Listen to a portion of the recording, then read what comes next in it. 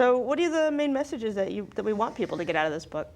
So I think the first one, as we all know, is that the right wing sort of has hijacked the media narrative for too long, and it's now time to stop.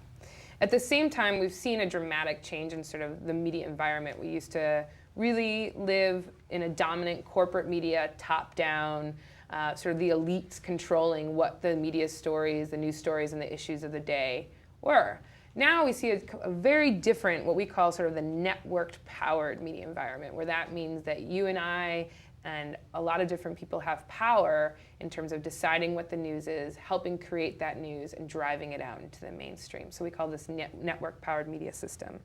And we think that the progressive media really exemplified working in this new environment and making an impact on social justice and politics, especially around, I think the best examples around the 2008 election. And we feel like progressive media is not only powerful, but needs to continue to learn and build on the strategies they set up in the last couple of years, because that's the only way that democracy is really going to flourish. We also see a real opportunity now because of what's happening with the mainstream media. There was a study that came out today that just showed that it's fragmenting more and more. The audience for news is changing rapidly, and so there's really an opening right now for a different kind of news, and more authentic, many more voices, more diverse, more interesting, more fun. Yeah. And we're hoping that we can help be a part of building that. Yeah.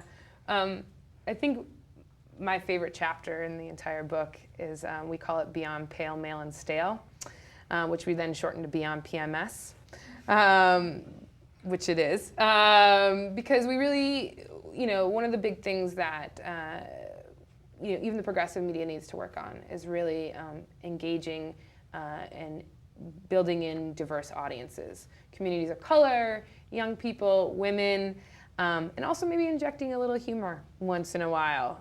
We think Brave New Films does an excellent example of providing visuals in stories that people want to access and hear and watch, and that may be very different than sort of reading a really long investigative print piece, which we think is just as important. But there are different ways that other kinds of communities want to access news, and Brave New Films is one of the best examples of that. Yeah, and we see this this role of providing more entertaining, engaging news as part of the ecosystem of news and media on the left. And for example, we write about feministing.